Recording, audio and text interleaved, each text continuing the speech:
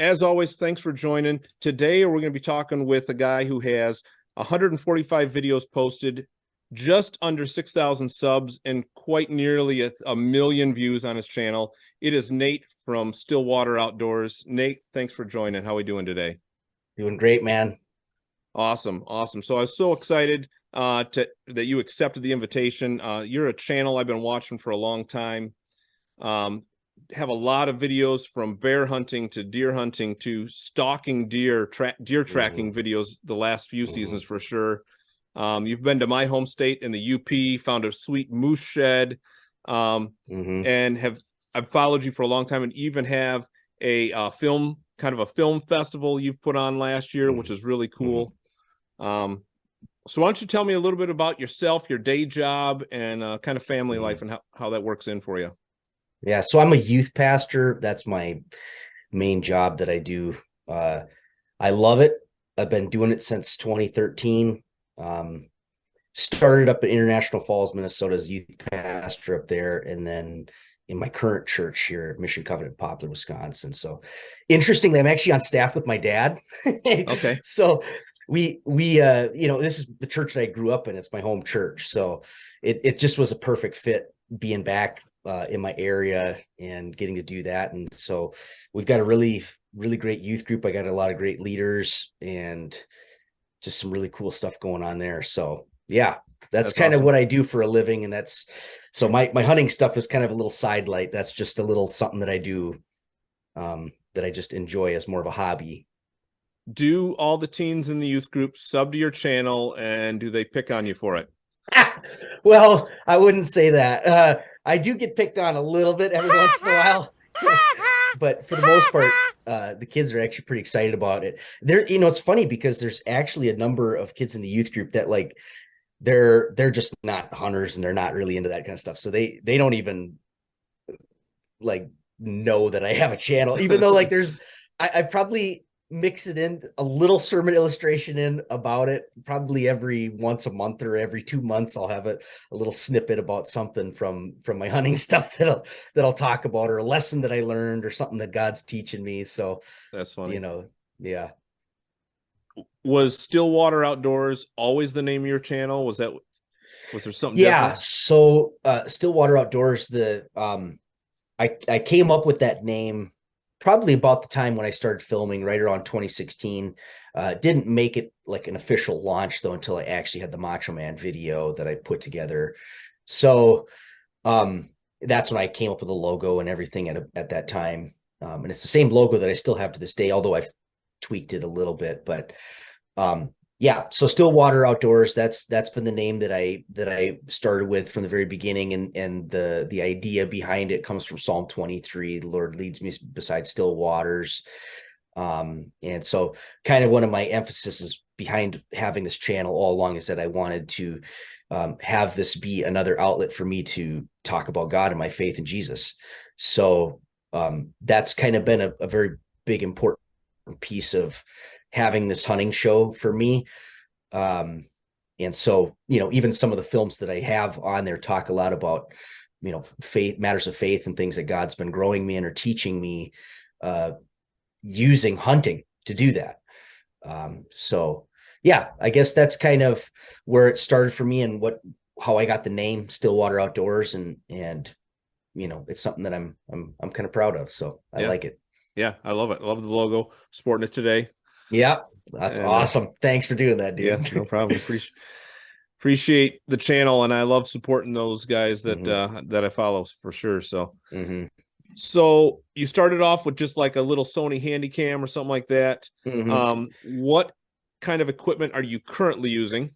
And I guess for this equipment, let's talk about if you were going to set up in a tree stand, or a pre-hung stand or a ladder stand.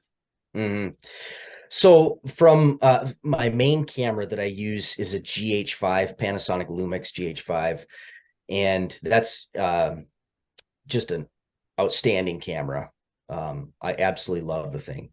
Now, one of the drawbacks to this camera is that the autofocus is junk. So I pretty much have to run it manual 100% all the time. I don't think I've ever used it in autofocus because it's so unreliable. So I keep it on manual focus all the time. I have the Assassin Reach tree camera arm that I've been using for a few years now.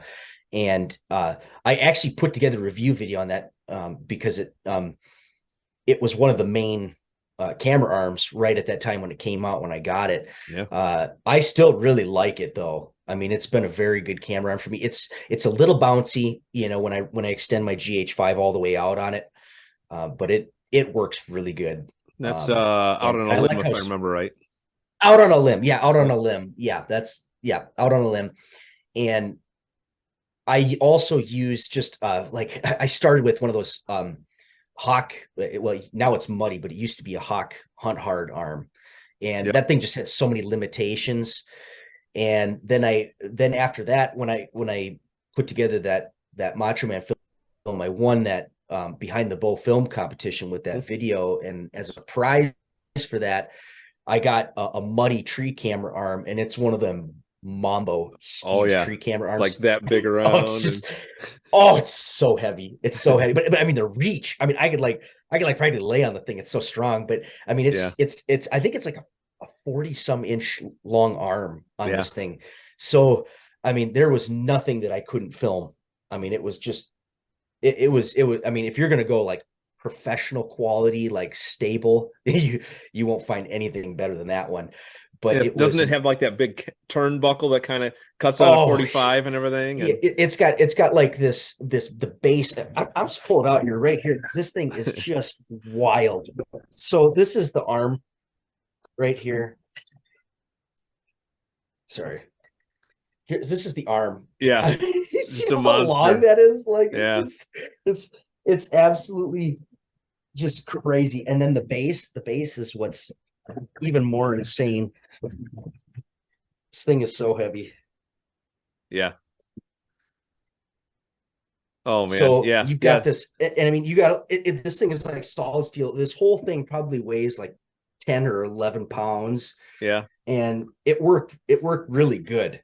I loved it, but it just hauling it in and out of the woods is an absolute nightmare, and it would take up almost all my backpack space. So Yeah, I for just sure. You could do I pull-ups had to off make that an thing though. upgrade there. Oh yeah, I could do pull-ups off. Yeah. but um, and the funny part was I was using that camera arm with like a half-pound camcorder. Yeah. You know, I didn't even have like a beefy camera set up at that point. That's funny. So then the other thing then that I have with my camera setup is I have a shotgun mic, and I actually just picked up a Takstar shotgun mic off of eBay or something like that, and it was like $25 shotgun mic, and I still use it to this day. That's And what I I've got love on the that camera quality. right there. It works great. It's awesome. It is, yeah, it's the exact same one. Yeah. It's honestly, it gives a very comparable sound to like the Rode mics. And I've used some different mics over the years. This one performs very well. All of my narration that I do in my films, which is more in a studio type setting, it's all with that mic. I just hold the Okay. camera about this close to my face, and and have that mic right there, and I put a blanket over top of my head, and I just do a little narrating right like that. And it works Okay. awesome. I was going to ask about that, so that kind of answers that Yeah, question too. yeah. Okay. It works great. What about second angle cameras? You run any of those So or? yeah. So what I run is a GoPro Max, the 360 camera, and I'm a huge fan of 360 cameras. As soon as I found out about 360 cameras being a thing, it was like, this is the way of the future for filming stuff for deer hunting, because I mean, I'll be honest, there's times when you're up in that deer stand, and if you're trying to self film, it is absolute chaos at times, and nothing ever seems to go just right. So having a 360 camera there is kind of a like perfect way to just get something going. No matter what happens, you're at least going to have, at a bare minimum, going to have footage of myself drawing back the bow and shooting, and audio of the sound hitting the deer or not hitting the deer. The only situation where you would ever not get footage of that deer is if it's behind the tree. Right. because it's going to pick up everything. And the other thing that I love so much about a 360 camera for my video editing side is that I can cut between multiple different angles. So like, let's say I've got my main camera going on this deer as he's walking out in front of me. I can have that main view. Then I can cut to a view of me from the 360 camera. Then I can cut to a wide angle view with the 360 camera of that deer walking through. Then I can cut back into the close up with my main camera. Or if there's times when I'm shaking the camera to try to move it into position, I can cut to a different angle. So then I mean, honestly, it adds so much diversity to your video presentation and makes it much more engaging. Quality, you're going to get better quality with a regular GoPro, because a 360 camera is mine is a 5.7K. So the total resolution for a 360 globe is 5.7K. Whereas a small little view like this, one little snippet of that 360 from a regular GoPro would be, you're talking a 4K quality. So if you're trying to like crop in a lot and get like decent footage with a regular GoPro is going to be better. But for the most part, nobody's watching GoPro footage thinking, wow, that crop in looks so good. Yeah, right. It's not, you just have that there as just a way to help tell the story. And as a fail safe for in case you are not able to get the main footage. But one of the biggest problems that I feel comes with this is being able to get it started. Because oftentimes you got a 360 camera that's like, for some guys, they'll actually put them on like a stick that sticks out away from the tree. Well, last thing you need to be doing when you got a big buck walking out in front of you is reaching out to turn on your camera. So you got to have some way to easily turn it on. So I actually have a remote. And one of the things that I've learned about that is that the battery, you have to keep the GoPro Max on, and it'll go dark, but it's still on. And that's the only way the remote will work. The remote does not just automatically turn the camera on when the camera's off. So I have to have that GoPro Max on an external battery with a cord, and keeping that running all because it'll burn through batteries like, oh yeah, even when it's not on, it's burned through batteries so fast. So that's what I have for the setup, is just an external, like a 10,000 milliamp battery that with a solar charger on it, and I just let that sucker go, and it just stays on all the time. And then when the moment comes, I've got that little remote, hit record, and we're off to the races. Yeah, I have a love-hate relationship with GoPro. And it seems like they constantly let me down. They saved my butt a couple times, but they've let me down even more. And I've decided this year I will be posting another video of me shooting my GoPro with my bow. I have done that with several previous action cameras, and this one's getting an arrow too. So I honestly think that the biggest downfall with GoPro is just the batteries. I mean, it's just, oh, sorry, my daughter. I don't know if you could hear that at all. But the battery life is just so terrible with GoPros, especially when you get cold weather. Oh yeah. And they last about a minute in cold weather. I had one of my first hunts. Sorry, not my first hunt. It was during Michigan gun season. We were up bow hunting probably about 4 or 5 days before gun opener. And I had a buck come in behind me. I turned the GoPro on, got my camera on, and grabbed my bow. I got my release set, and that's all you get out of the GoPro. It just turned off on its own. It was like 35 degrees, so it wasn't even that cold. And I had an external battery source connected to it. And you did? Yeah. And it just cut out sucks. on me. That's not good. But here's a tip that I learned, and I don't know if GoPros are capable of this. Through all these podcasts I've been doing, is there's some cameras have a loop setting, so that it just records, like you can set it for 5, 10, or 20-minute loops and just record over. But the hunting farmer, what he does is he just hits record with a large SD card and leaves it record the entire hunt. Interesting. And I'm like, he's like, afterwards you have tons of video to sift through, but you just record the entire time. So I'm not reaching up, trying to touch the button when a deer's walking up. And if you have faith in your GoPro, you can do that. But but you don't. He uses a different brand, and he says he doesn't have issues with that. So Yeah. I'm testing out what I'm going to be using, but I do love that 360. And since we're talking about it, you use that in your buck tracking videos. Yes. Can you walk me through the setup that you have that attaches it to your backpack? Because it seems like it gives a really cool, like I love just watching you going through the woods, and it seems super sturdy because I see you go through some rough brush and it stays mounted where it is. And Yep. So that's kind of been a signature look that I've tried to create with my films. Nobody really has that look that's out there that I know of. The concept started for me of just wanting something that gives a third person view. And a lot of the buck tracking content that you see that people use GoPros, they'll actually like strap it right into their backpack. Yeah. And so it's like the camera angle is like showing a partial of their face. And like you get this whole like when they're trying to talk, and it's like it's such an awkward, like you can't really see what actually is happening. And I mean you can maybe see when they pull up the gun or something like that, but I wanted something where people could actually see the full picture of what I'm doing and what the scene is around me. And so I started with PVC pipes that I slipped into my backpack, and I made like this like shape like this, and then with a tail that came off the back of it, and put that GoPro right on the back of it. And that thing worked pretty good for me. There was quite a few limitations though with it.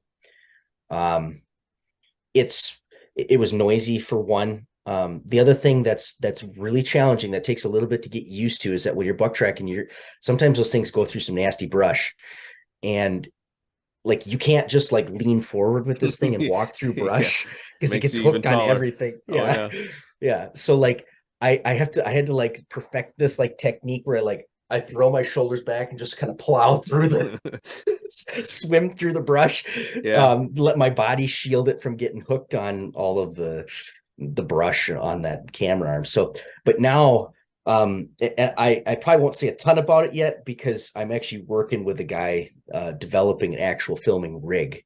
Awesome. And so he made me a prototype for it. I gave him the concept, all the ideas, and he engineered it out.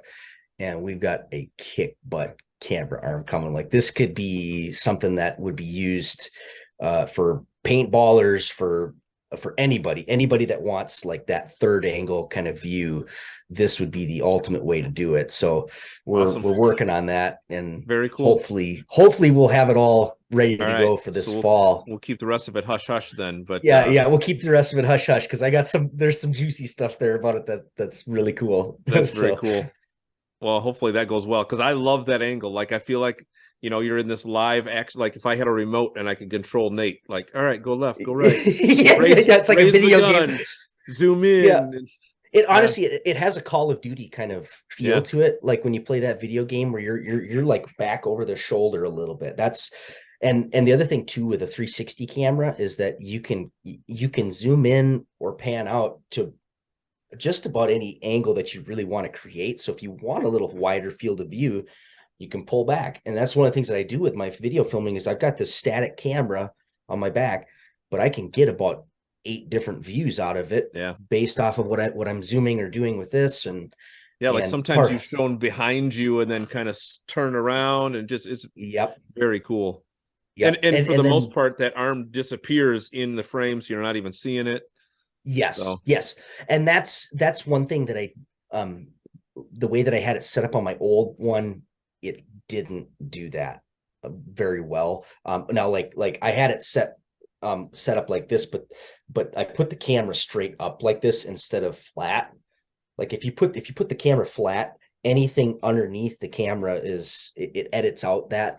But with a PVC pipe is so big that would, it would show some of that. But the new camera arm that I'm building is you have no idea that there's even a camera arm there. It Very looks cool. like, literally, it looks like the camera's just floating behind you, like somebody's got a camera watching right behind. It's awesome. It's so Like you got a cool. drone following you or something.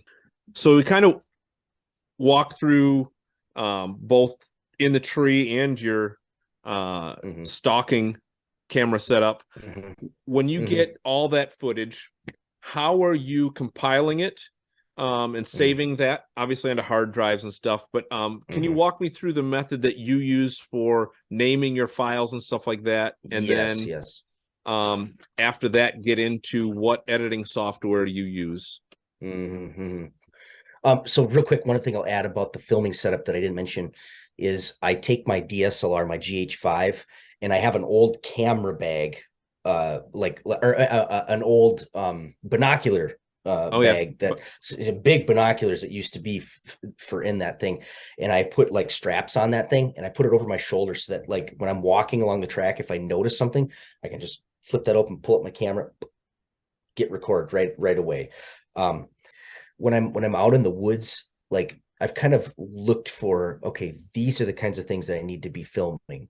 yeah, Um, because a lot of guys when they're filming a hunt, and this is stuff that I've had to learn so much the hard way, is that you either don't film it or you just have one camera angle going the entire time and there's nothing else to add to it. And I think that just it doesn't make for very full film when you're not like even from the editing process, the editing standpoint. And I might be jumping ahead on some stuff here, but like it simplifies the process so much more when you've got even just these little 3 to 5 second clips of the truck driving by, and oh, there's me pointing it down in my boots as I walk, or oh, here's this rub on this tree, or you get to see that kind of stuff. And then when you're starting to the editing process, then instead of having to do an interview saying, well, I walked into the woods and then I found my tree, and then that kind of stuff gets boring to people real fast. You have to, don't tell them, show them. What? Don't tell them, show them. Don't tell them, show them. And so that's where, for me, like a lot of guys, they'll bring a camera into the woods and then they don't pull it out until they're in the tree and that deer's walking up to them. And that is a very, very, very hard way to put a film together. It doesn't make for a very good film, to be honest. yeah, for sure. You have That to is work in, yeah. pro tip right there. I love that. Don't tell them, show them. I Don't love tell them, that. show them. Yep. That is how I do pretty much everything. And the other thing too is you gotta figure out that eye for what actually needs to be filmed. Because probably like with my DSLR, when I'm out buck tracking and I got that thing sitting in my pouch, 99% of the time I'm hunting. But all of a sudden I'm like, ooh, pull it out, get a little video, put it away, and I'm back hunting again. But you kind of got to develop an eye for what it is that needs to be in that film. Um, so Yeah, yeah, I guess that's that's cool. kind of so in terms of the file footage, the files and everything like that stored on there, you got to have big hard drives, big hard Yeah, drives, yeah, and they're expensive. Oh, the one that I just got, the 8 terabyte, was like the cheapest one I could find. It's like $150, oof, yeah, and you could easily push $500 for some of that stuff. So yeah. yeah, for sure. I know I have I don't know what I've got, like 2 terabytes here, Mhm. and this is I think my second one this year. Yeah, you're flying through Yeah, them. and I don't even have that much of high resolution. I think I'm recording in 1080 at the moment instead of Yeah. 4K, just to kind of save some of the space. Yep. And I film in 1080 as well. A lot of guys actually are like, they're switching to a lot of the 4K stuff, but for me, it's just not practical. And to be honest, when you post it to YouTube degrades the quality. It compresses the file so Yeah, much that 4K is unnoticeable from 1080 on YouTube. yeah. So That's I just I've not seen the reason to jump to that at all. and Yeah. I'm also not high quality at the moment, at least. So, Yeah. so walk me through maybe your editing software and kind of a little bit about your editing process, maybe. Yeah, so I use DaVinci Resolve, and I am a very strong believer in DaVinci Resolve Free because first of version all, or it's paid free, version? free. Yeah, I'm using the free one. Yeah, it's awesome. Everything I do is free, and that is the name of the game right now because filming and doing camera stuff is stupid expensive. Everything costs thousands of dollars. So it can rack up real fast. And I started with iMovie on my old computer, and there was just so many limitations because you can only layer like 2 or 3 videos at a time, and there were so many things I was trying to do that I couldn't do, and I just kept getting frustrated with it. So I did a lot of research. I found DaVinci Resolve, and I've been using that ever since. And like I can layer, like I haven't ever hit a minimum or a maximum. I've had like 14 videos layered on each other at one point, and it was like, this is great, because then you can do so it just your graphics, your titles, your everything that takes a layer that so I guess I really like DaVinci Resolve. I like that it's free. There is a few limitations with the free thing that maybe there's a couple times I'd be like, but it's never anything that's made me want to buy the 300 to $400 version. And even the free version, I'm just blown away at the things you're able to do. It's I feel like I'm just scratching the surface of what you're able to do on this free version. Like, why would I? At least for me. Spend money. It's incredible. I mean, honestly, it's amazing to me that they give it away for free. Yeah. I don't know how that works in their business model, but because their free model is pretty freaking awesome. Yeah, for sure. Yep. Can you walk me through a little bit of editing style? Like how, you talked about the layers. No, layers. Onions have layers. Ogres have layers. Onions have layers. You get it. And maybe just to touch base a little bit about how you go about that process. So my process with editing is, first of all, when I'm out there filming, it all starts with the filming. So if you don't do a good job filming, you won't have very much fun editing it. So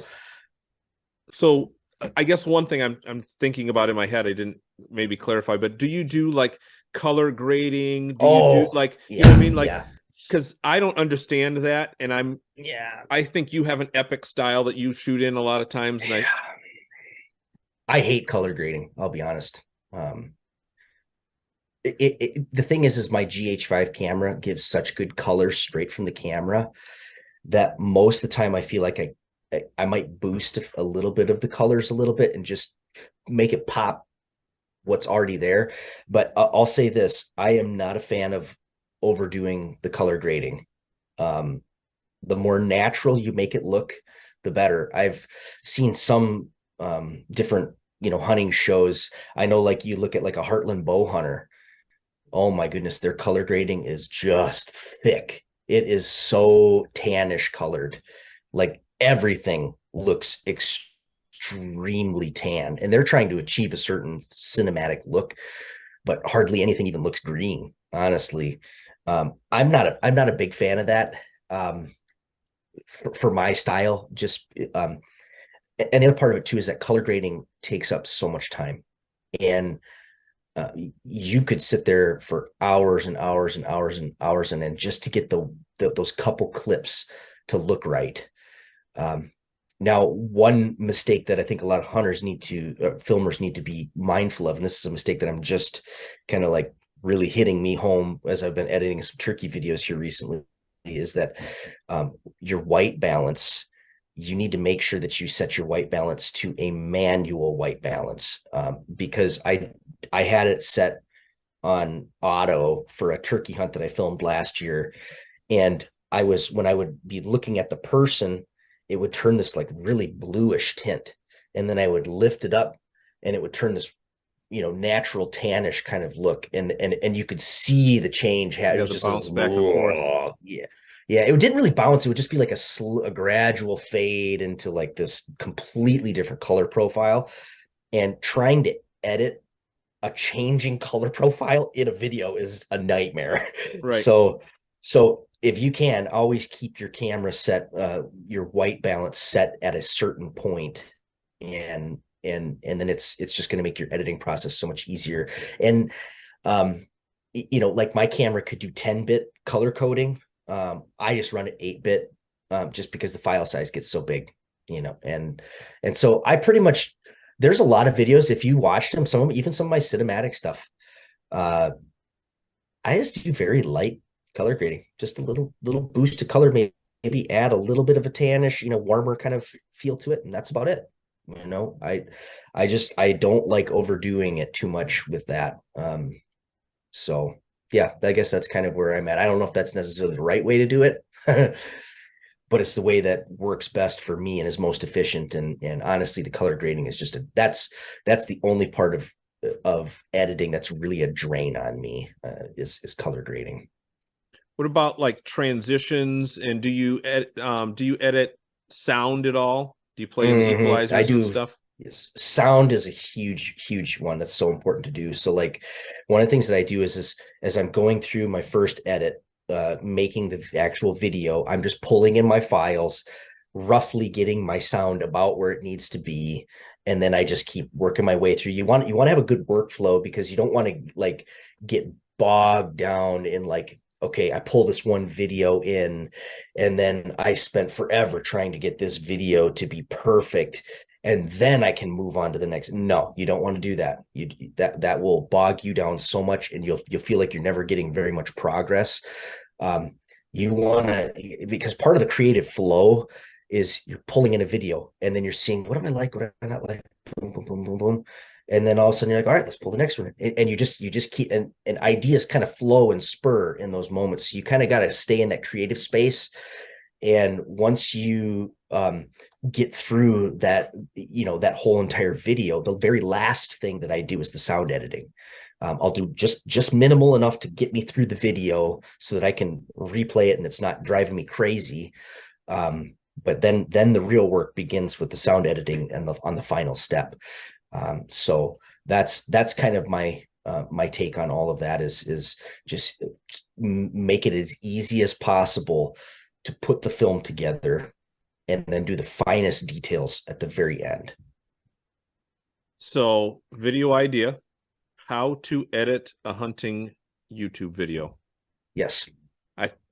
I would love to see. I've talked about doing that for a long time. I got so many ideas to share about all of it. Like I could do one, but I'm terrible at it, and no one would want to watch how I do it. But I think I've never, like, you can go and find videos on how to use Resolve, and you can go and find videos how to do some editing, but like I'd like to see a 45-minute to an hour-long video on the step-by-steps of, I guess, specifically hunting, because I think our videos tend to be a little different, but I think it would be a great video. What about transitions for you? Do you prefer like fade-ins, fade-outs, hard cuts? I would say that most of the time it's a hard cut. But if there's a lot of times when I'll use a fade in is if I'm trying to achieve a certain feel in a part of a video. So you don't want to have everything be a fade. Like if you watch the TV, you watch commercials, probably 99% of the cuts are straight cuts. You're watching that car driving and they're trying to do a car sales, and it's like cut to this one angle, then cut to the next, and cut to, and it's there's something about that jarring kind of moment that like resets it for a viewer, because and this is going to get into some of the finer details of editing here, is that if you cannot make a video continually visually engaging for somebody, they will check out real fast. And so like honestly, I might be even like slightly ADD personally. My name is Doug. I have just met you, and I love you. My master made me this collar. He is a good and smart master, and he made me this collar so that I may talk. Squirrel!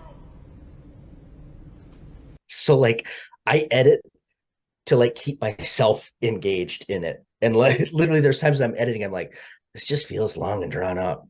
All right, splice it, take out any of the fluff. You take out anything that does not need to be there, you take it out. Because it just, and that's where even like some one of the, this might be jumping ahead even a little bit too, but you look at a lot of the big hunting channels now, they're focusing on making videos that are like 35 to 45, even 50 minutes long. And the only way that they're able to make that work is because their editing is they keep it moving all the time. There's always something new because it takes a lot to keep a person watching something straight, just sitting there doing nothing but watching a video for 45 minutes straight. I mean, you got to be doing a lot of things right to get people to stay engaged for that long.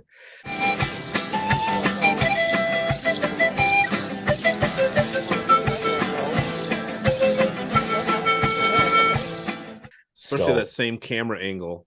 Oh yeah, I think that's why it's important. I love that. Like, this is a thought that's been in my head to do, but like don't tell them, show them. I think no one wants to watch a talking head. Dum Dum.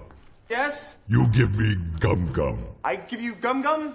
You knew Dum Dum. You give me Gum Gum. Tell them, like you said, show them that you're walking into the woods. Show them you're climbing into the tree stand and setting up. That's I love that point. The Catman, Jonathan. I saw a post on Facebook one time that he made.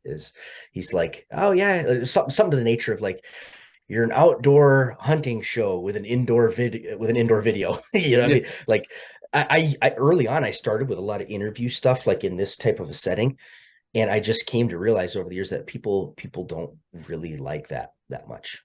They want to see what's happening outdoors. So if you can either show it or tell it outdoors, that's 100 times better than showing it and telling it indoors.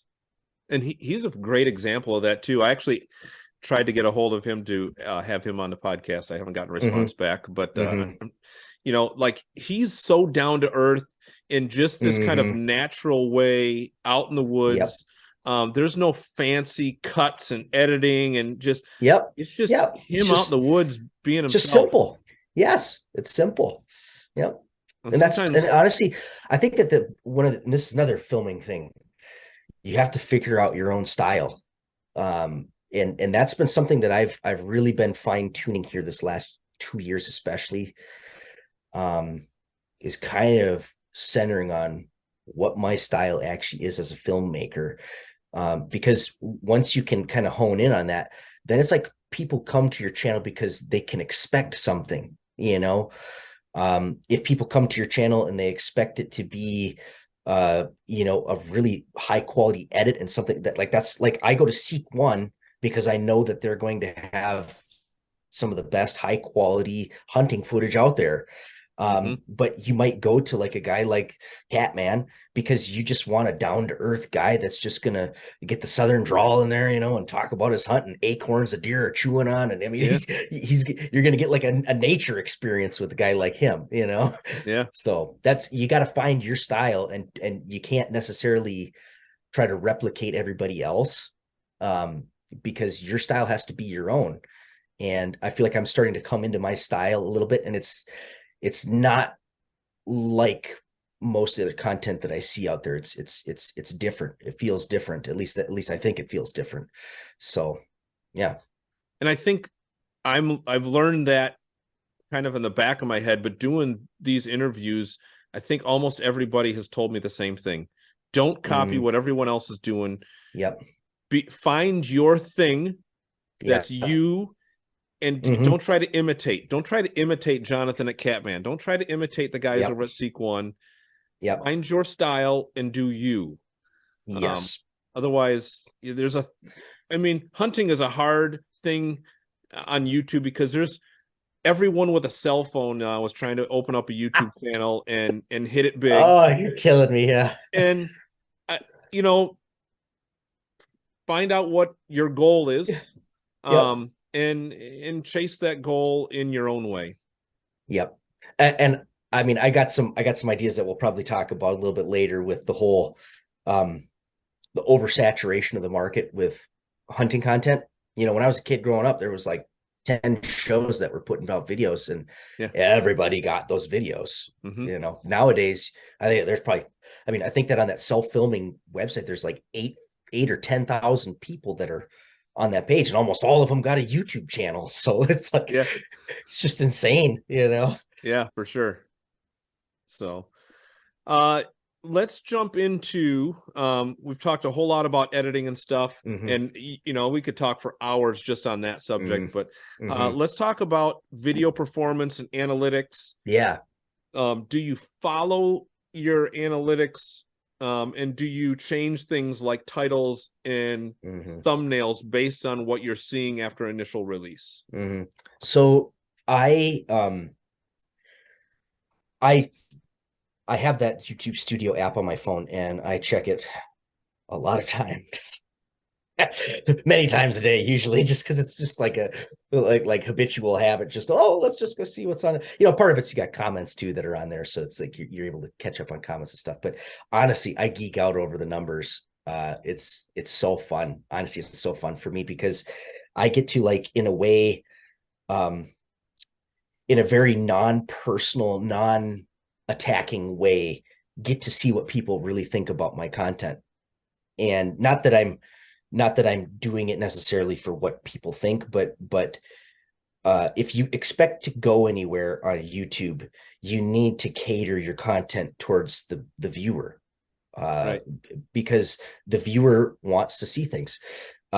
And there's things that they don't want to see. And, you know, there's been a lot of hunts that I've put together, videos that I put together, that got some hate from people. And like, at times, like, there's times I was like, oh, like, this is almost painful. Like, I've been cussed out. There's some of the nastiest. I pulled off comments off video one time because it was getting so much hate. And I had some guy personally message me just to drop an F-bomb on me and call me all sorts of stuff. Wow. It's like, oh my gosh. Like, you know, so you're going to get some of that. But I think that for me, looking at the numbers is really critical, and listening to what people are saying, because the haters out there, there's always a grain of truth in there. Even if they're a little amped up about it, there's something that you can learn there. And so, like, over years of doing this video stuff on YouTube, when I hear someone say something, I'm like, like, for instance, and this isn't necessarily analytics, but this all pertains to analytics, because your viewer, if they're annoyed by something about your video, they're going to click off of it. And that's going to affect your analytics. So we're not talking about analytics. We're talking about people. It's the people that are watching your video that you got to be concerned about. So, for instance, I do all my buck tracking content. And one of the comments that I was started getting from people this last year when I posted some of my tracking videos is, they're like, do less talking and more hunting. And I'm like, okay. Now, obviously, they're looking at it from the perspective of, you know, me condensing and edit down. Like, I had my camera in my pouch 95% of the hunt, and I'm only pulling it out for little snippets here and there. But when I'm getting to a bed that I've tracked this buck all over this bed, I'm sitting there, I'm kind of like explaining things and talking about what I'm seeing and this and that. And I like that. I'm fascinated by it. But I was getting critiques from people saying, you're spending too much time focusing on trying to tell a story and showing us a bunch of stuff that you're not actually hunting. And my dad even talked to me about that this last year, and I listened to that critique. And then this last year, I changed my style of hunting. And so that some of the video stuff may be sacrificed a little bit, but not entirely. But I killed 2 bucks while tracking. Very first 2 bucks I ever killed tracking. So there's something to be said about listening to that stuff, because I did 6 years of buck tracking without killing one, and I listened to the advice that people were giving me, and I killed 2 bucks. So it's not even just about the video stuff. Sometimes there is some actual skill stuff that they're going to pull out, that they're going to see, that you got to hear that out.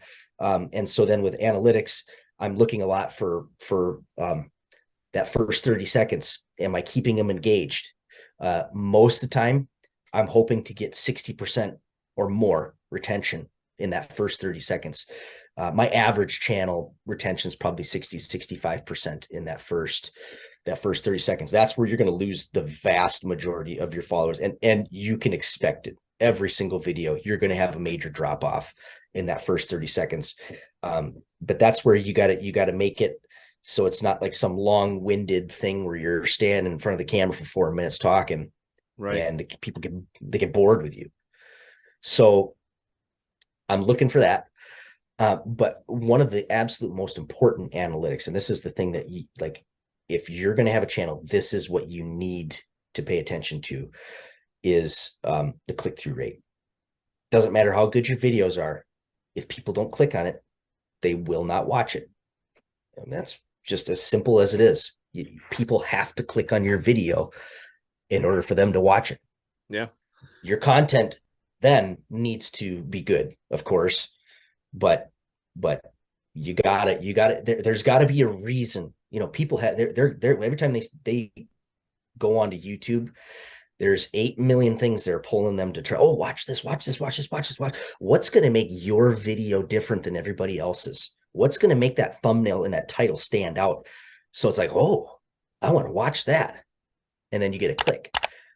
With my channel, the best videos, when you post them, usually when you post them right away, that's when you get your best click-through rate, because it's more of your people that Core are regular audience. to your channel, Right. your core audience. I think the highest I've ever hit on that first initial boost is like 15 to 16%, maybe 18 at absolute most.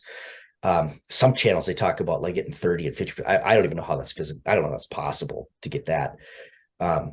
But generally speaking, I think my average is about 6 to 6.5% click-through rate.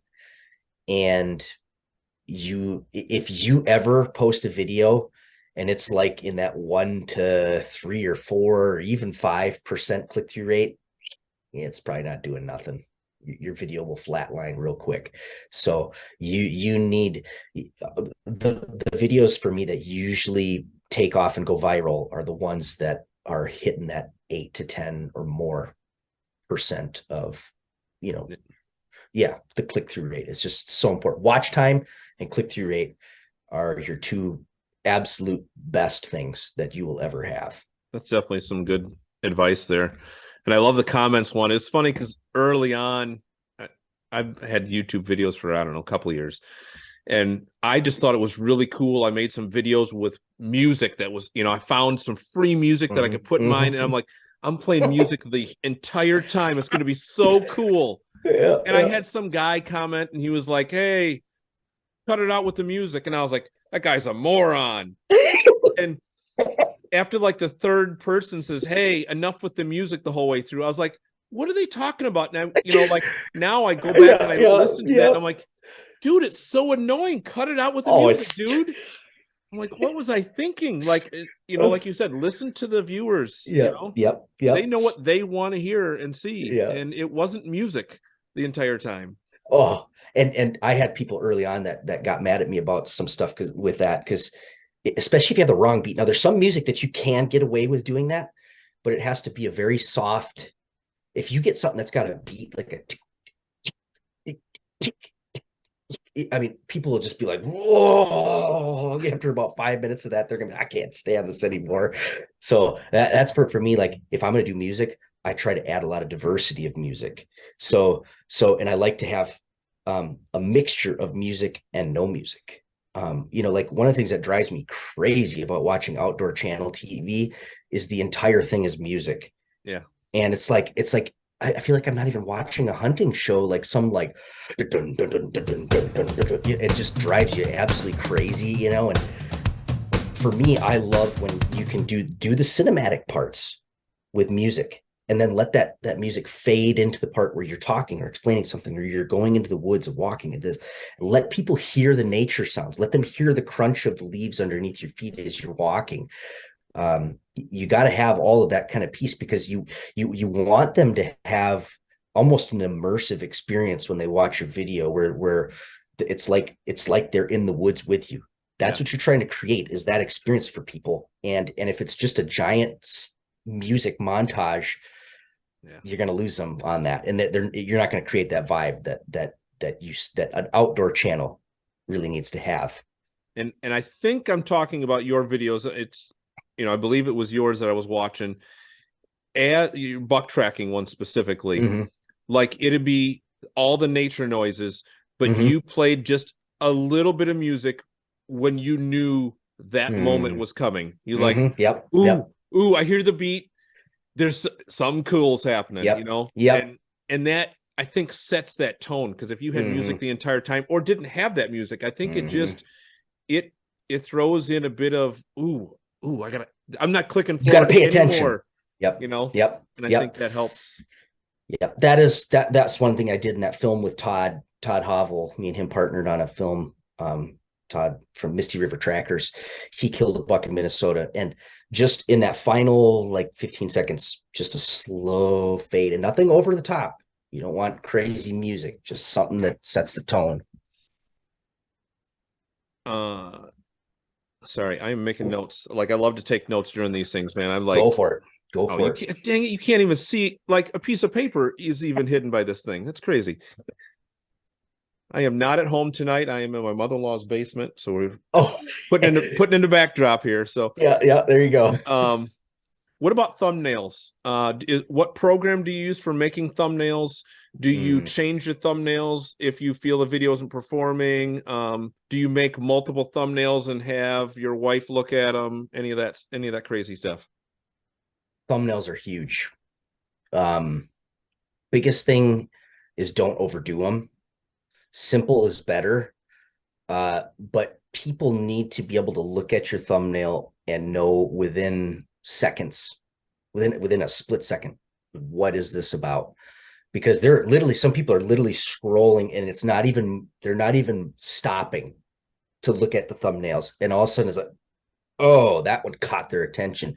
If it's not something that's going to catch their attention, here's the hard part with thumbnails is that oftentimes with hunting content, you don't really have a very, like, let's say you saw this giant 160-inch buck, but he's in the brush and you maybe you didn't get a shot pulled off on him, but you got this epic video to put together about this giant buck.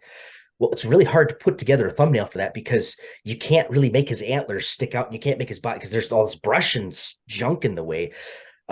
That's where, like, for me, that's been a big challenge is like, obviously if you're doing the J.R.Outdoors on YouTube and you've got a 200-inch deer and you're just like, right in front of the camera, it's super easy to make a thumbnail that's going to be catchy that way. But when you're trying to you're just trying to put out content, I have fiddled with changing them up over the years. There was one, I've had mixed results with it. I've changed probably 20 different thumbnails from after the initial one that I posted. But the problem is that once you post it and YouTube sees that it didn't do well, I mean, that first like 48 hours is critical. Like if a video doesn't do good in the first 48 hours, it probably ain't going to ever do good. Yeah. I mean, you know what I'm saying? No, Yep. But I have had videos that, in fact, I've never had a video that I posted instantly go viral.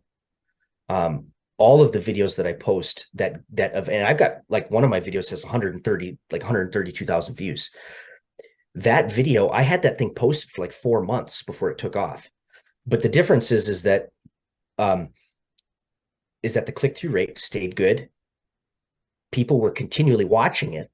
So it's getting daily views every single day. You're getting, I think I was getting like 50 to 100 views every day. And it's like, okay, it's got some momentum. There's something happening there. And then all of a sudden YouTube, the algorithm just kicks in and it takes off. In terms of like getting stuff to be viral, you have to have good thumbnails. You have to have good titles, something that's catchy, that's engaging.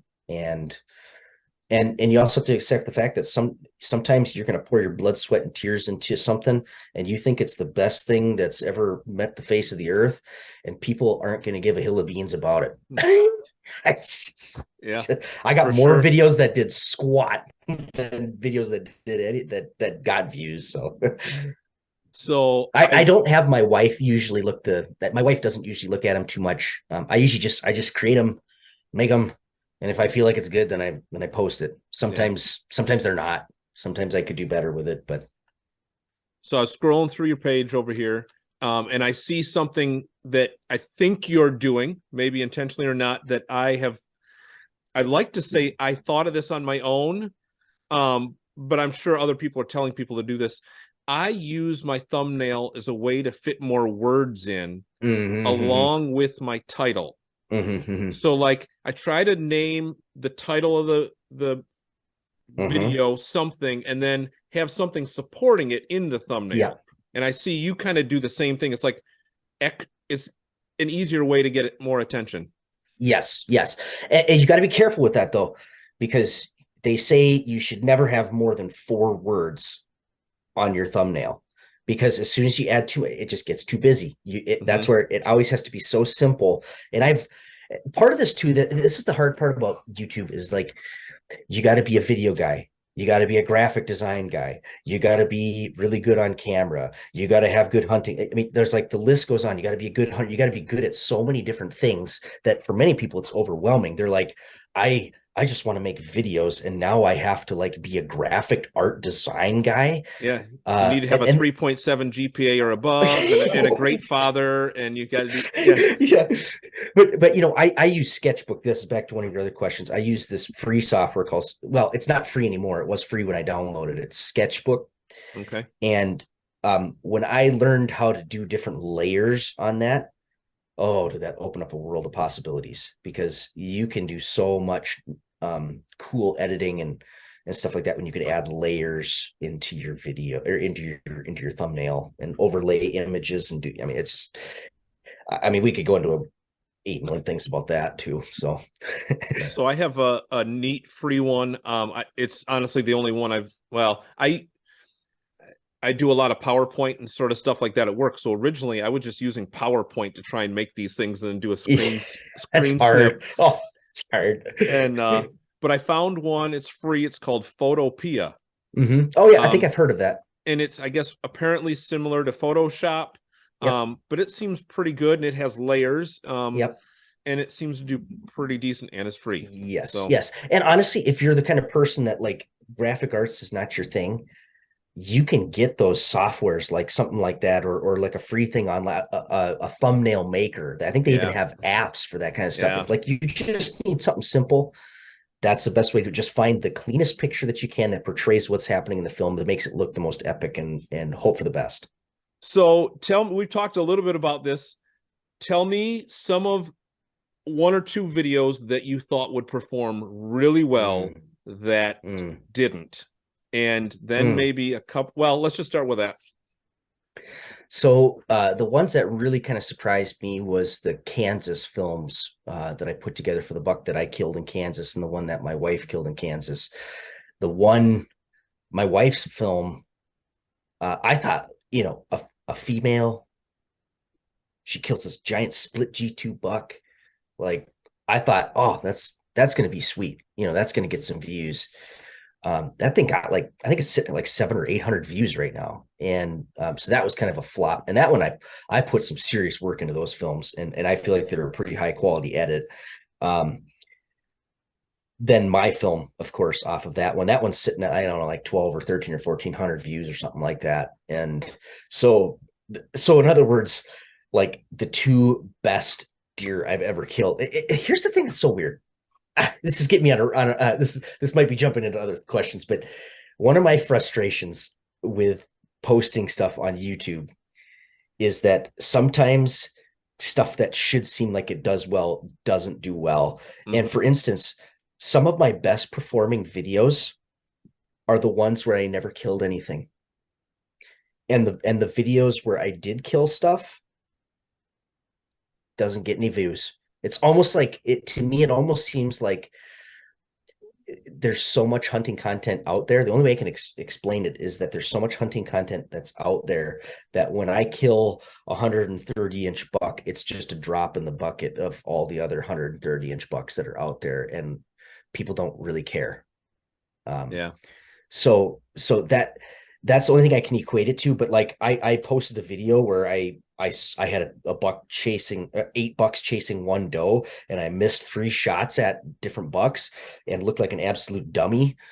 That one got like 50,000 views, you know. So it's like the one I don't want that one to be the one that people know me for. Yeah. Where I look like a dummy. I want the one that I shoot the nice big buck to be the one that gets views. But you know, here's another thing. I posted that Macho Man hunt on my channel, and I think it's sitting at like 6,000 or 7,000 or something like that. But Behind the Bow posted it on their channel. It's got 150,000, 148 or 150,000 views there. So it's like the exact same video does great somewhere else, but it doesn't do good on my channel. And that's the game of YouTube, is like, but I think that also some of it is that once a channel, the algorithm realizes that people like a certain channel, like Behind the Bow or something, every video that they post takes off. So I'm just typing that in right now. I've never heard of that channel.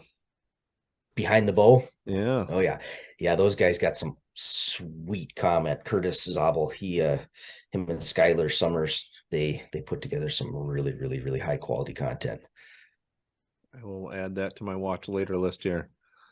So yeah, we talked about videos. We were talking about the videos that didn't perform well, and it's super, super frustrating because and I'm not trying to dog other channels at all. That's not my point in this, but it can be very frustrating for myself. And I guarantee for channels like you pour in all this work and all this time, and to have a video, like you said, like with your wife, and it has less than 1,000 views, and you've edited it and it looks beautiful. And then you'll watch some other video and you're like, terrible thumbnail, terrible title, terrible editing.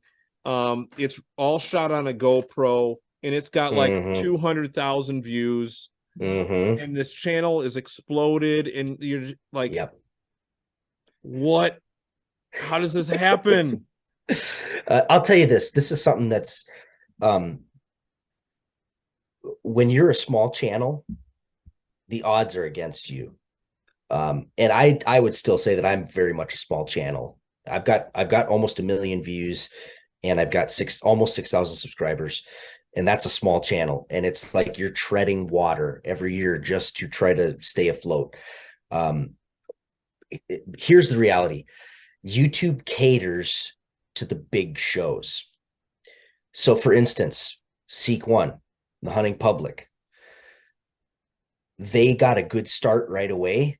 You know, it helps when you're shooting 200-inch deer out of people's rose gardens, you know. I mean, but once YouTube realizes, oh, people like this channel, the algorithm all of a sudden just goes for them, and it scoops them up and just takes them to new heights. Yeah. And if you, that's where, but I'll say this, this is the challenge of, if you're a person that's just starting a channel and you're very new to all of the hunting stuff and all this stuff, it is very hard to start a YouTube channel and get anywhere, because 95% of all the views go to the top 5 channels. There's not that many people watching hunting content online. It's a very small group of people. If you have a hunting video that hits 1 million views, unbelievable. Yeah. But my brother-in-law, he watches engineering stuff, and some guy will make a basketball hoop that moves to, you know, when the guy shoots, he can shoot it anywhere, and the basketball hoop will catch it. I know what channel you're talking about. Yeah. You post a video like that, and all of a sudden it reaches a very large audience. Anybody, including myself, would be interested in seeing something like that. So he can get hundreds of millions of views with stuff like that. Yeah. So if you have to realize that with hunting content, we're always going to be limited, because there's just not that many people that watch hunting content out there. So don't have unrealistic expectations about, you know, we're just going to get, you know, hundreds of millions of views. Like that's not going to happen. But here's the other part of it too, is that if you're, this going back to my thing I was going to say earlier, if you're new to this, one of the reasons why these shows that like they just start and then they explode do so well is because they're guys that have already got a super, like they're a highly professional, organized thing. And all of a sudden they jump into it right from the start, and they're producing content that is worthy to be on Outdoor Channel shows. And us peons over here, we started out with handy cam footage and we're expecting to go viral. No, it just doesn't happen. They have the game figured out before they even started. They know what people are looking for before and so as soon as they start, they're starting on this note that like YouTube's like, oh, there's a lot of people that like this stuff. And so then the algorithm works for them, so it's an uphill battle. And I always like to think, well, maybe someday I'll arrive and every time I post a video it'll go viral, but I don't know if it will ever happen. I mean, you have to love what you're doing. You have to enjoy it. And that's where I've gotten to the point of like, this does not pay well. This does not, I have to invest my own dollars to make this work. Right. This is a labor of love for sure. I have to do a side gig to be able to do what I do. And so this is not, if you're expecting to make big money, even at 6,000 subscribers and almost 1 million views, you're going to be lucky to fund what you're doing.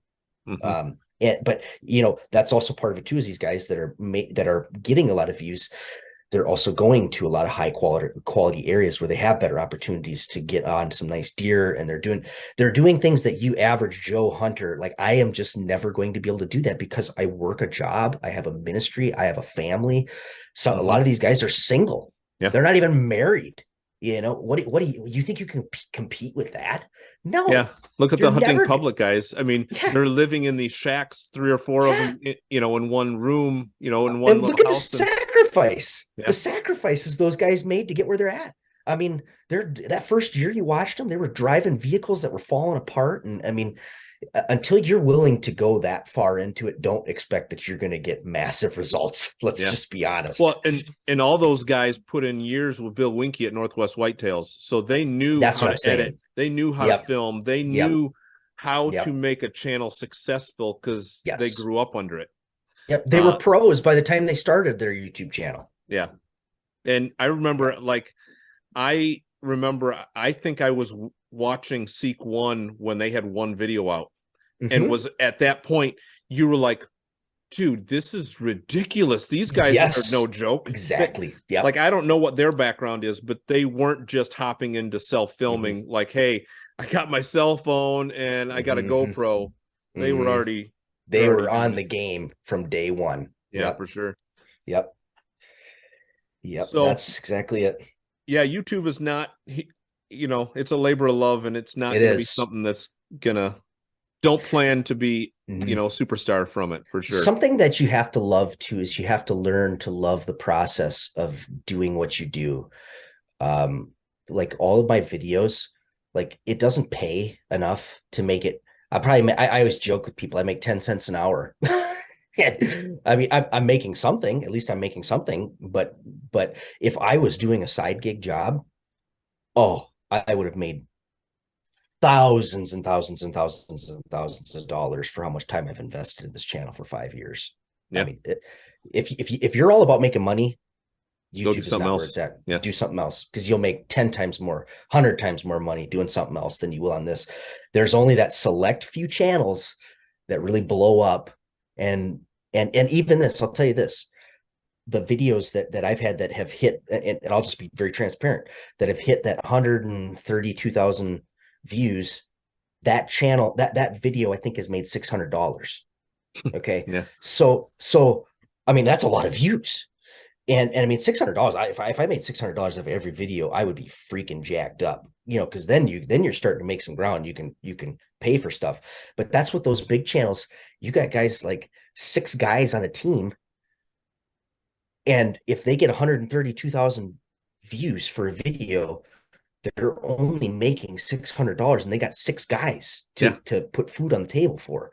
So, it's not this, they're not rolling in the dough either. No. I mean, it's not an easy gig for these guys. Yeah, for sure. You'd be better off using all that fancy camera equipment and go film weddings. Yeah. Oh yeah. I hate filming weddings. Oh, I've done it a couple times. I actually I've done my niece's wedding, and I actually really enjoyed it. And I'm going to be doing my other nieces. And my daughter was like, Dad, are you going to film my wedding? I'm like, I can't do that. I'm gonna be because I'm going there. to be in it. Yeah, yeah. Not possible. Oh man. That's one of those deals where it's like I enjoy it for about the first 4 hours, but it gets to be a long day, and trying to be creative for like 12 hours straight is not, Yeah. it's just not fun. You get so drained. Yeah. So we talked about video that you thought would do well that didn't. Can you tell me about a video that you maybe you didn't necessarily have high hopes for that actually took off better than you had hoped? Well, obviously that one where I missed those $3. Yes. Oh man, that one got so much hate. Oh, one of the things that was so funny is this: I grunt stopped this one deer in that video, and everybody, I mean, I probably got 100 comments about people saying that was just a ridiculous sounding grunt. I mean, everybody's like ripping on me for my grunt. I went, that's all I did. I'm like, who cares what my mouth grunt sounds like, Yeah. So, but that one took off. I've had one of my videos is sitting at like 120,000 or something. That's got like, it's a video that of a deer that I hunted, 150-inch buck that got poached. Yes. But that one's kind of clickable. The problem with that one is I just don't have a ton of actual footage of I don't have any footage of the deer because I never saw him. That's the thing that's so weird is it's like all the videos that have gotten me the most views are not the ones where I'm most successful. It's always the videos that are something different. It's unique other than everything else that they see that's out there. So that's why even like one of the things I'm really focusing on here now at this stage of the game for my channel is I'm really trying to focus a lot on building my brand around buck tracking, because it's different. And because I don't feel that anybody else is, and not to be prideful about it, I don't feel like anybody else is producing the level of content buck tracking wise that we are. The problem is I haven't killed anything as much with it. So it's been very hard. Yeah. But in terms of like production value and the cinematography and the storytelling and I mean, some of these guys, like I love watching like the guys with Big Woods bucks, because I mean, those guys have got the killing gig figured out. Hal Blood, all those guys, man, do they put down deer every single year. Rick Labby, I mean, these guys know how to hunt buck tracking. But the problem is that with their style of filming, they don't even have a GoPro with them on the woods. So literally the only thing that you're finding out about the hunt is when they pull up and do a little interview on themselves, and maybe every once in a while they'll show the track on the ground. So it's like literally you're just watching a person talk about their experiences in the woods, like a deer camp kind of thing, and not entering the hunt with them. And that's what I'm trying to create, is a channel where it's like people are on the track with me and they're walking alongside me in the woods. And it's so different because, first of all, hardly anyone kills bucks while tracking, and it's very hard to catch it on film. Oh yeah. And it's an adventure. It's different because you never know. I never know where I'm going to start. I never know where I'm going to hunt that day. I know I'm going to go to this general area. I'm going to look for tracks, but I don't know where that's going to take me. And for me, it's hit that sweet spot. I've learned to love tracking so much because it's like I get in an adventure every single time that I'm in the woods, and I have fun with it. So, and yeah, I'm sure the weather has not helped out with you, because I know here in Michigan, not much snow this year. Oh, well, this was actually a pretty decent year for snow. Yeah. But the problem is that the snow's not coming till late. That's the last number of years we've had that issue of way up north here, where we didn't get snow until it was almost Wisconsin rifle. It was partway. Oh, there were some seasons where we had crunchy snow. There's been no snow, even hardly for opening weekend of rifle in Wisconsin. That's like way late. Yeah. And I like to do track in Minnesota. They start in like that first weekend in November. So you can have a good solid amount of time to do some tracking, but if there's no snow, you can't do it. So it's kind of dependent upon all of that. So Yeah, I know one of the channels I previously interviewed, his name's Camp Benny, and one of his videos that took off for him was a tracking video that he had done really with just a GoPro. He was interesting. well, he said it was he's like, I tracked it for so long, I just wanted to throw it up. And he goes, it performed way better than I ever thought it would because all it was a GoPro. And he goes, it was terrible. He goes, I did a terrible job editing it. I wouldn't have wanted to watch it. And then in the end, I didn't even shoot the buck because it was too small. He said he was like 3 or 4 miles back. Yeah, and the buck was so small that he wasn't going to shoot it. He didn't want to haul it out. Yeah. And he goes, but that video just blew up. And I think it speaks to your point. You know, it's not something that a lot of people are doing. Yep. I'm by no means doing it right, but if I had advice to give to someone if they were going to start a YouTube channel, I would say pick something other than whitetail. Hunt squirrels. Like there's a couple channels that I follow, and they'll post a buck hunting video and shoot a great buck and does very poor, and then they'll post a squirrel hunting video and it just takes off. And I think part of that is because there's not as much competition. Yep. You know, like you led to with your channel and buck tracking, you know, there's not a lot out there, and that it's not something that's my style. But I love watching it. I may do it someday just because I would watch so many of them. You've seen it. And I think I can tell you, if you get on the track, you'll love it. Oh yeah. If you get on the track, I mean, you'll love it. It's addicting. Oh man. I love going up late season after hunting season to track deer to kind of see the movement. So I can only imagine like doing it with a gun in hand would be even funner. So, it's amazing. It's got to be an adrenaline dump, you know, like when you finally see that thing, and you know, like watching your video, the last couple of videos you put out, like you get close to the bed and you're like, oh, I can smell him. He's definitely a rutting buck. And I'm like, my heart's, you know, like I start to get clam up, you know? So I had this year, I had several times where I got up to where the buck, I'm getting close and it's getting screaming hot, and I pick up the poop and it's hot. And I'm like, this thing just came out of his anus. It's like, he is right here. And then you're like, I mean, it is like stealth mode from that. I live for those moments, man. That is just, it's just so awesome. Yeah, that's very cool. Well, I want to kind of wrap things up. Have you got, because I don't want to steal your whole night here. I don't want it to get too long, but no, this is great. Have you got some other tips, tricks that would help smaller YouTube channels to help grow or help get more views? Well, I think that the first thing is try to do it with community. This is something that I've switched over to recently. It brings up a point that we need to talk about. Yep. All right. And I think I know where you're headed. So when I first started doing all my videos, it was just me. And I think that is one of the things that held me back for many years, because I think that hunting is such a community-based thing. It's such a friendship-based thing that's why when guys like Hunting Public come onto the scene, people really like that, because they're not just watching a hunt. They're getting to see people interact and socialize and have a deer camp and so this season, every single time I went out tracking, I tried to bring a friend with me. And it's just me and a friend. It's not like I'm bringing 20 different people with me and I'm having this giant hunting camp. I think that there's some value to like not having it be too much, because people need to be able to connect with who you are as the face of that channel.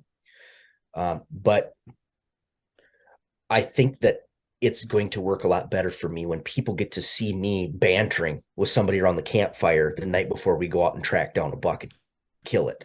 You know, I think that that's what people are really craving, especially in a day and age where they're sitting on their phone all by themselves watching other people socialize. You know, we're such social beings that and hunting is a very lonely kind of sport. A lot of the times you sit in the deer stand for 8 hours or sometimes 16 hours a day waiting for a deer to run by you and like talk to yourself the whole time Yeah. and think your own thoughts. And I think that for a lot of viewers, especially now, because there's not many deer camps anymore, there's and everything has changed to this whole I'm managing my land and I don't let anybody else hunt my land, or I don't go hunting anybody else. There's no camaraderie really anymore in the sport like what it used to be back. My dad grew up, it was like deer drives and there'd be like 50 guys in the woods. I mean, it was dangerous, but it was fun. And they would all go to their deer camps out in the boonies and and probably get themselves into some trouble with some shenanigans, but they would have a lot of fun doing that. And so I think that if you're going to start a channel right now, you better have a team of people to make it actually stick. Yeah. I know for me, like growing up, it was this way too. I hunted when I was younger, and it was deer camp. You went up to deer camp. Yep. Grandpa had a cabin up north, and there was about 10 of us, and it was deer camp. And now that I've gotten back into hunting, I will start during bow season, but our favorite time is about a week before Michigan gun opener. We go up and stay at a friend's brother's house, and there's 6 or 7 of us, and it's deer camp. And there's some shenanigans that goes on, but we all go out, we go out hunt, and our tradition is we get back to deer camp and we don't talk about our stories until we've got food. We all sit down, and then it's story time. And each person, you got to get up in front of deer camp and tell your story. I love that. And we all wait anticipating, and if someone brings home a buck, we don't talk about it, we hang it up and we wait till story time. And you tell the story, and it's awesome. It's our favorite time. Like capturing that on video, that's the kind of stuff that people want to see. Yeah. That's the kind of stuff that people like, they get fired up about that, because it's like, man, I love that idea though too, of like, we don't talk about this until, because then everybody gets to share that experience together, and it's not, and then you don't have to tell the story 20 times too as well. So it typically what happens if, like, me and my 2 brother-in-laws, we ride together, and then the other guys, they kind of sometimes ride together, split up. And sometimes we may exaggerate or change the story just to be funny, and but yeah, it's a blast. Something that I didn't touch on, and I do want to touch on this. I know you engage on other platforms, and I love, you have a lot of thought-provoking and kind of engaging questions that you put out there. And tell me a little bit about that. So I've noticed over the years that like social media can be a very difficult place to build traction, because you're just another drop in the bucket. And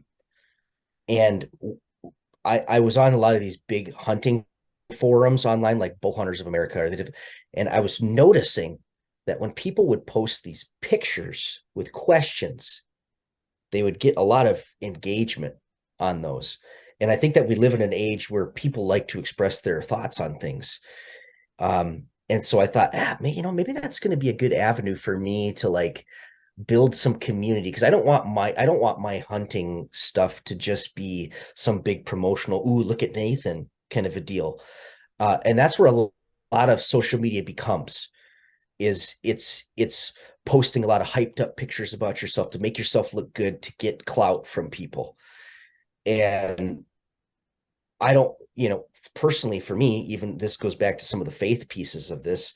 Like, I don't want my channel to just be all about Nathan. I want this to be about connecting with God, connecting with other hunters.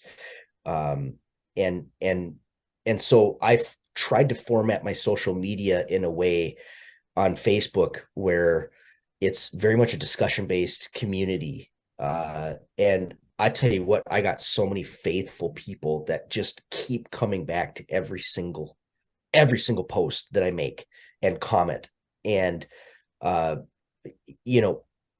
see some channels that they got 10,000, 30,000 followers, and they get 3 likes and no comments on their posts, but they just keep posting away. It ain't doing nothing for them. But me, I've got like 1,300 people that like my page, and I'll get anywhere from 20 to 150 comments on one of these posts. Because one of the things that I try to do is I try to moderate and respond to every single one of the comments.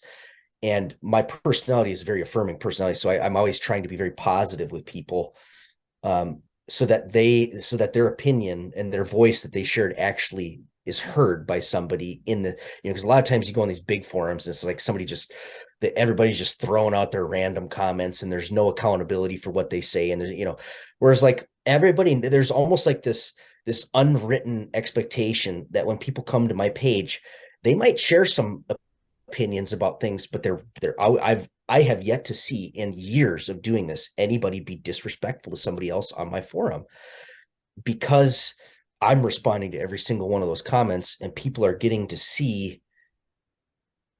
experience community, and community that isn't like derogatory towards each other and, oh, that's a stupid opinion, this, like, let's hear what everybody has to say about this. Let's share what we all have, and then we can gain some cool thoughts about this afterwards. So I think that just in this day and age, it seems like that's been my sweet spot. I've struggled on Instagram. I don't like Instagram at all. I got like 400 and some posts on Instagram, and I think I've got like maybe 600 followers on Instagram. That one is just so tough because that's all about posting pictures or something to try to gain attention. I don't know. Maybe I'm just not attractive. I don't. I struggle with that myself. Yeah. People just don't want to see this. I don't know. Yeah, but, for sure. But the Facebook one has worked really well for me and has built a good community, and I'm going to stick with that one.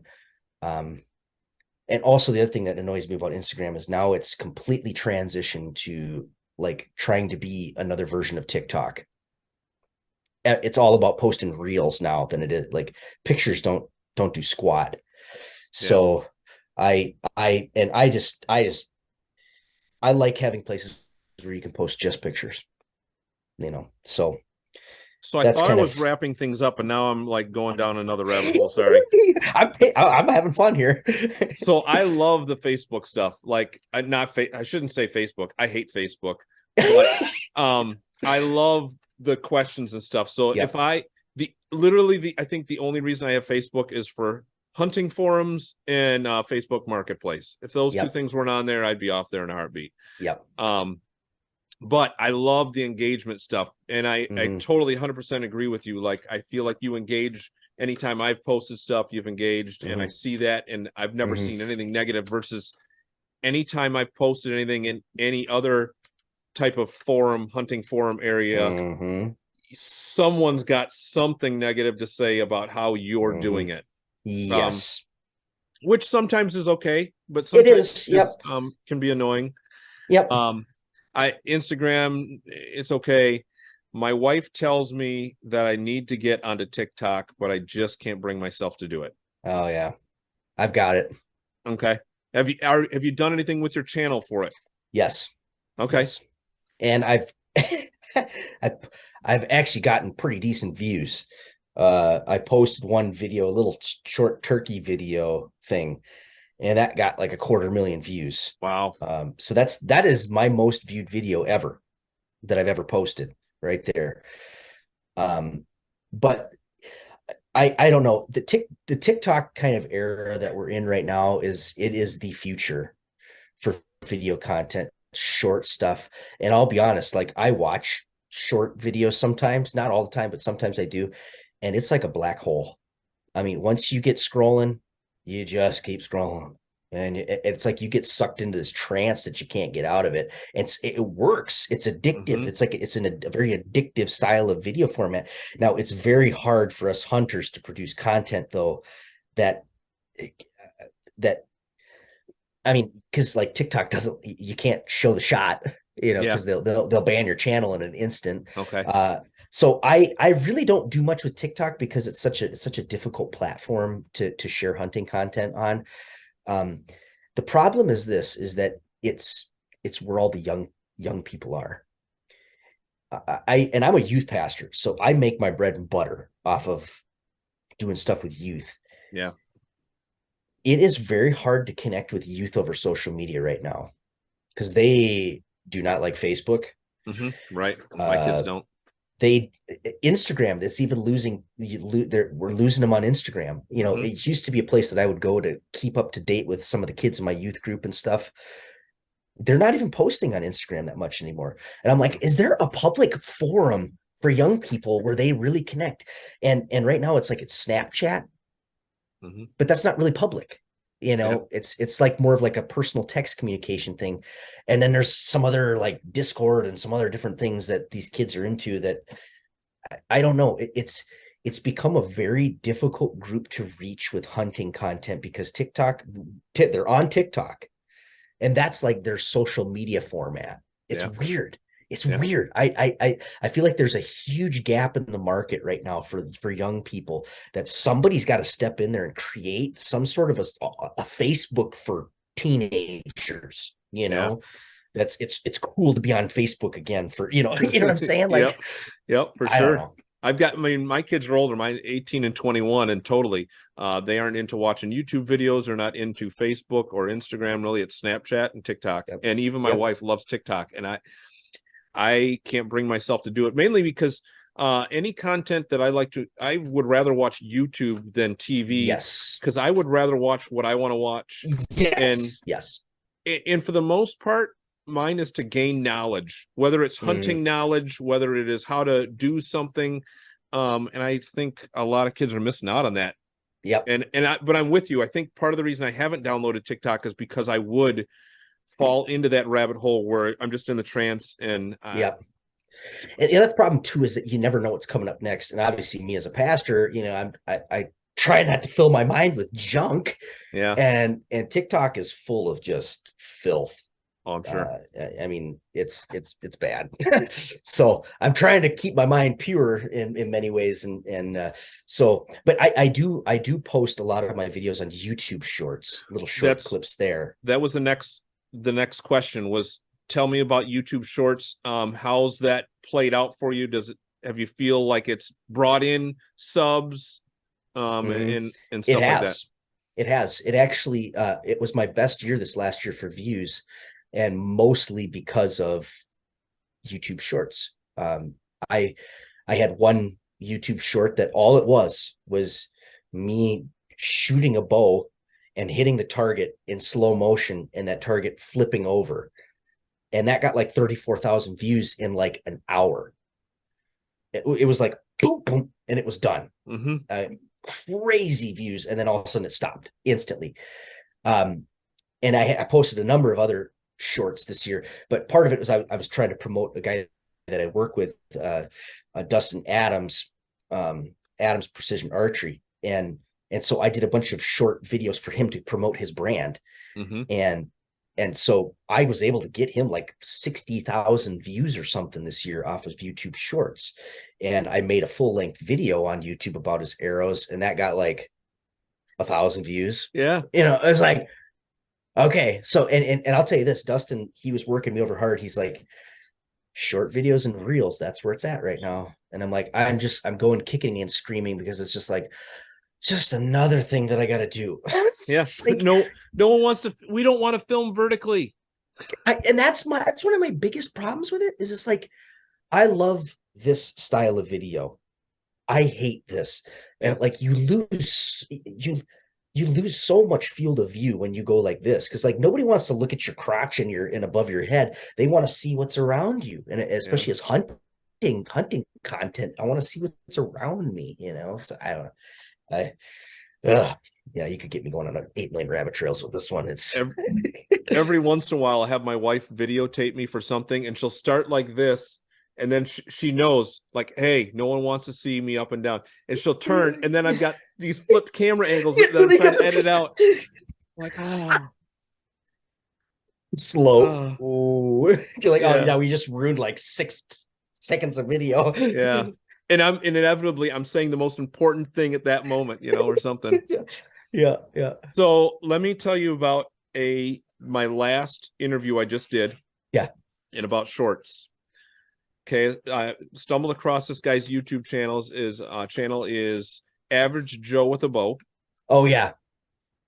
He has I'm thinking of almost Average Jack. right. Yeah. Average Not Joe. Average Jack Archer. This is Yeah, Average that's what I was Joe thinking. with a Average Bow. Jack. Shorts has been awesome for him. His Yep. channel has almost 50 million views. Oh. He has one single short that has 45 million views, and it is of him shooting a pig. And it's just very simple, just a GoPro shot over his head of him drawing back and shooting a pig. And then and I talked to him because I wanted to understand the short game. And it was like lightning in a bottle. Like he didn't know what happened. It hit that one time, and he's not been able to replicate it with that big a success. But he has another video with 3 million and lots in the 250,000 range. So he's basically said he thinks just YouTube's just trying to push it, and he has almost 70,000 subscribers with only about 75 videos on his channel. But shorts has just been killer. Shorts has exploded. And that's why it's the way of the future. Yeah, it's the way of the future.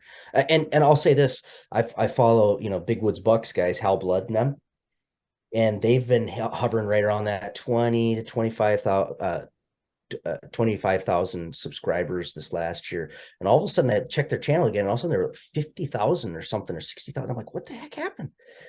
Well, they posted a short video of a moose hunt with this moose going, coming right up to them. And that got like 17 million views, like boom. And all of a sudden, instantly their channel went from it like doubled in subscriber count. Now I'll say this. I don't think that subscribers that you gain over shorts are going to be as loyal as your regular subscribers. So it may be a little artificial. I agree. Oh yeah, I got 45 million views. I got 70,000 subscribers. But if you posted a regular video, you probably wouldn't get as good of views as you'd hoped for. Now, if you're focused entirely just on short form videos, there's people that I watch on short form videos that's the only place I watch them, and they're very fun to watch on those formats, and you can just take in a bunch of content from them real quick and fast, and honestly, this is something else I want to say. As a youth pastor, one of the things that I've had to make my bread and butter on is being able to entertain 11 to 14-year-old kids for 15 to 20 minutes with preaching about the Bible.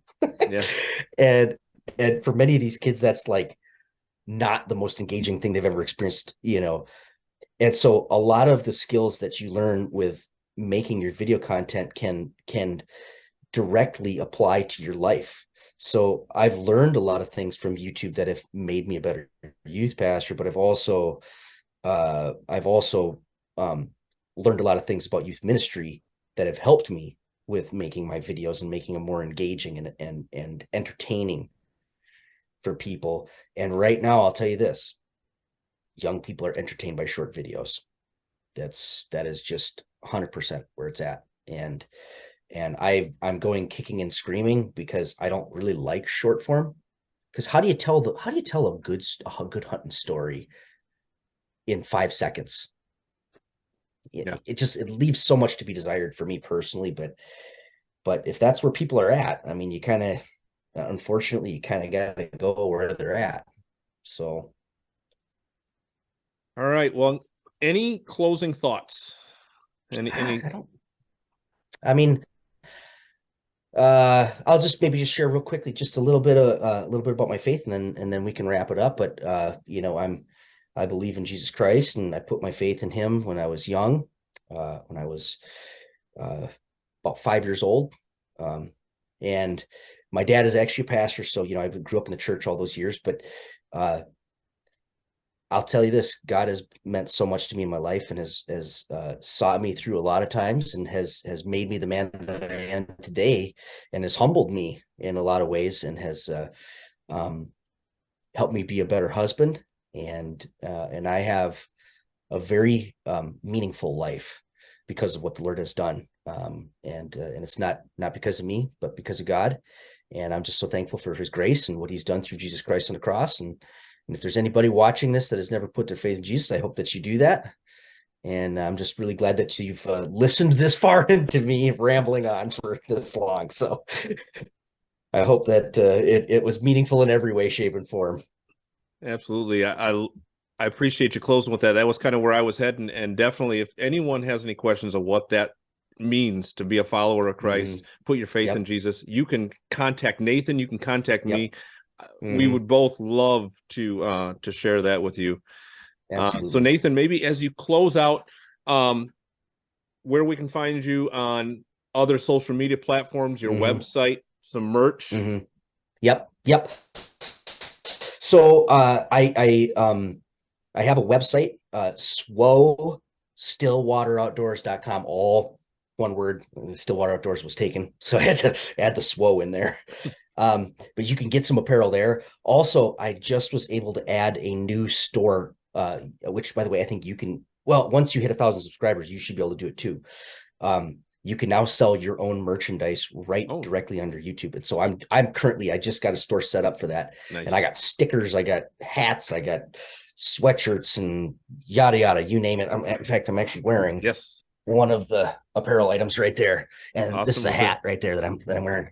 So topo on it. It's awesome. Yeah. So you can, if you want to find, I've got more stuff for sale on the YouTube shelf. So all you got to do is just either go to my YouTube channel as a whole, or you can go to an individual video and you can find those there. Social media, I'm obviously on Instagram, TikTok, YouTube, Facebook. So, I mean, I'm sure we can put some links in the description or something or whatever, but yeah, awesome. That's kind of where I'm at. Well, I really appreciate you hanging out with me tonight. I just had a blast. It was really great to connect. This was really fun. So, Thanks for having me. And for everybody else, thanks for sticking around. We'll see you guys next time.